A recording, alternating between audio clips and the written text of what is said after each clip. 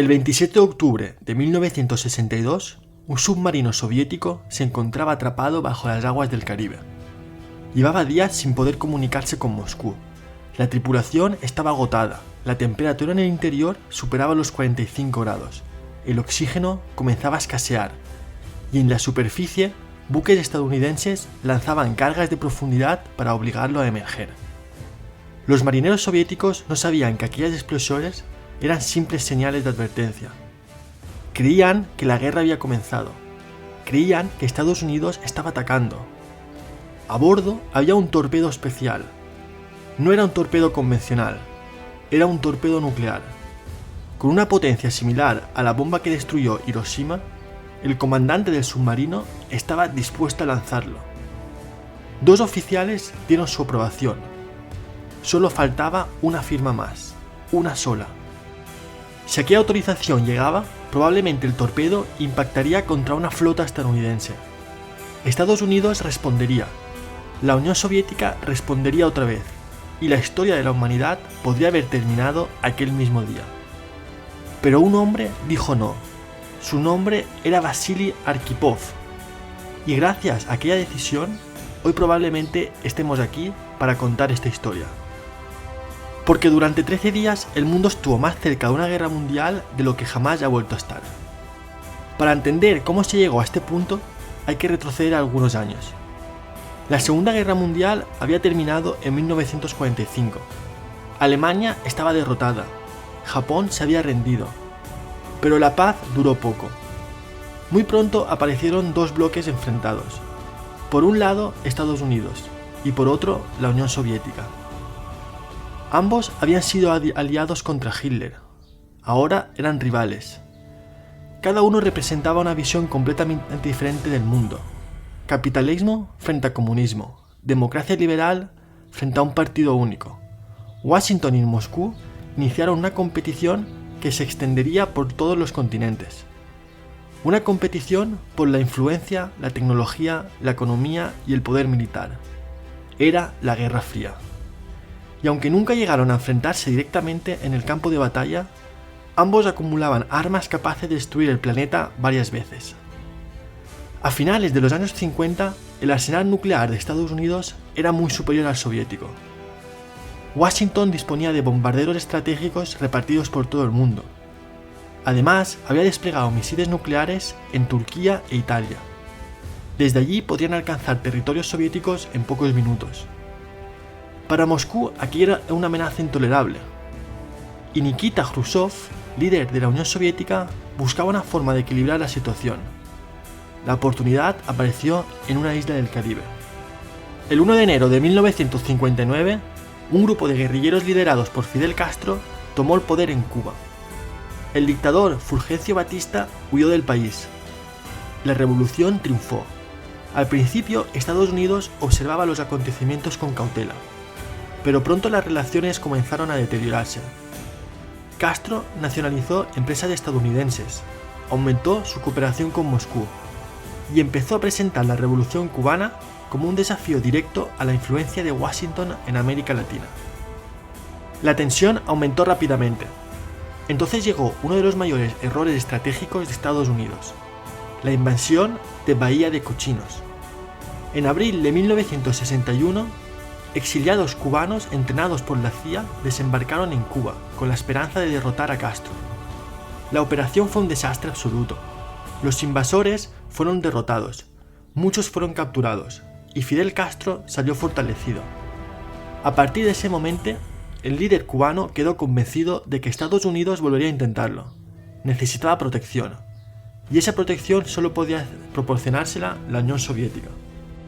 En 1962, Khrushchev tomó una decisión audaz. Si Estados Unidos tenía misiles junto a las fronteras soviéticas, ¿por qué la URSS no iba a poder hacer lo mismo? Su plan era desplegar misiles nucleares en Cuba. Apenas 150 kilómetros separaban la isla de las costas de Florida. Desde allí, ciudades como Washington, Nueva York o Chicago podían ser alcanzadas en cuestión de minutos. La operación recibió el nombre de Anadir y debía permanecer completamente secreta. Durante meses, barcos soviéticos cruzaron el Atlántico transportando soldados, equipos militares y componentes para misiles nucleares. Miles de hombres fueron enviados a Cuba. Las bases comenzaron a construirse. Todo parecía marchar según lo previsto. Pero entonces apareció un avión. El 14 de octubre de 1962, un avión espía estadounidense U-2 sobrevoló Cuba. Tomó cientos de fotografías. Cuando los analistas comenzaron a examinarlas, descubrieron algo alarmante. Las imágenes mostraban claramente rampas de lanzamiento para misiles nucleares soviéticos. No había dudas, la Unión Soviética estaba instalando armas nucleares en Cuba. Las fotografías llegaron inmediatamente a la Casa Blanca. El presidente Kennedy quedó impactado. Las noticias se mantuvieron en secreto durante varios días. Mientras tanto, comenzaron reuniones de emergencia. Los altos mandos militares tenían una opinión clara: bombardear Cuba, destruir las bases, invadir la isla y eliminar la amenaza. Pero Kennedy dudaba. Sabía que atacar podía desencadenar una guerra con la Unión Europea. Y una guerra entre las dos mayores potencias nucleares del planeta podía acabar con la civilización. El 22 de octubre, Kennedy apareció en televisión. Millones de personas siguieron el discurso. El presidente anunció que Estados Unidos había descubierto misiles nucleares soviéticos en Cuba y declaró un bloqueo naval alrededor de la isla. Aunque oficialmente se llamó cuarentena, el significado era claro. Los barcos soviéticos no podrían continuar transportando material militar. El mundo entero contuvo la respiración. Las bolsas se hundieron. Las familias comenzaron a almacenar alimentos. Los refugios nucleares se llenaron. La posibilidad de una guerra mundial parecía cada vez más real.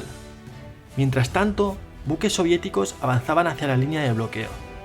La pregunta era simple: ¿quién cedería primero?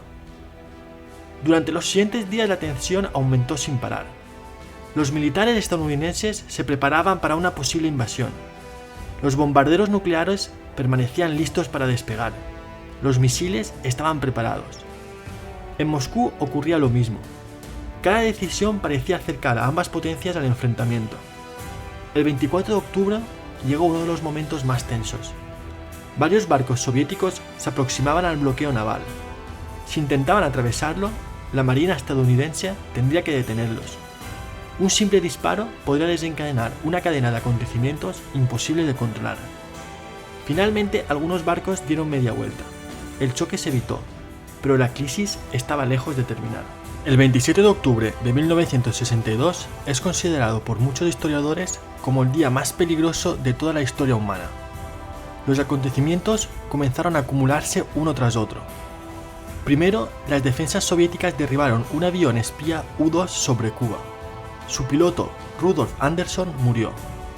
Era la primera víctima directa de la crisis. Los generales estadounidenses exigieron represalias inmediatas. Kennedy se negó. Pocas horas después, otro avión U-2 se desvió accidentalmente sobre territorio soviético. Durante unos minutos, cazas soviéticos intentaron interceptarlo. Estados Unidos respondió enviando aviones armados con armas nucleares para protegerlo. Por un momento, ambos países estuvieron peligrosamente cerca de enfrentarse directamente. Pero lo peor estaba ocurriendo bajo el mar. Mientras los líderes discutían en Washington y Moscú, 4 submarinos soviéticos navegaban cerca de Cuba. Uno de ellos era el B-59. Su situación era desesperada. Las comunicaciones con Moscú habían desaparecido. La tripulación llevaba días aislada. Los marineros escuchaban explosiones en la superficie. Creían que la guerra había comenzado. Lo que ignoraban era que los buques estadounidenses estaban utilizando cargas de profundidad de entrenamiento para obligarlos a emerger. El comandante del submarino, Valentín Savitsky, llegó a una conclusión aterradora. Si estaban siendo atacados, debían responder. A bordo había un torpedo nuclear. Para lanzarlo era necesaria la aprobación de 3 oficiales. 2 votaron a favor. El tercero era Vasily Arkhipov. Arkhipov se opuso, discutió, insistió, convenció al resto. El torpedo nunca fue lanzado. Décadas después, muchos historiadores llegarían a una conclusión inquietante. Es posible que la supervivencia de cientos de millones de personas dependiera de aquella conversación dentro de un submarino sofocante en mitad del Caribe. Mientras tanto, Kennedy y Khrushchev buscaban desesperadamente una salida. Las comunicaciones entre ambos gobiernos se volvían frenéticas. Finalmente apareció una solución. La Unión Soviética retiraría los misiles de Cuba. Estados Unidos prometería no invadir la isla. Pero existía una condición adicional, una condición secreta. Washington aceptaría retirar sus propios misiles nucleares de Turquía. Aquella concesión no se hizo pública en ese momento, pero permitió alcanzar un acuerdo. El 18 de octubre, Khrushchev anunció que los misiles serían retirados. La crisis había terminado.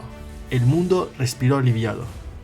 La crisis de los misiles cambió para siempre la relación entre ambas superpotencias. Ambos gobiernos comprendieron algo fundamental. Habían estado demasiado cerca del desastre, mucho más cerca de lo que la mayoría de la población imaginaba.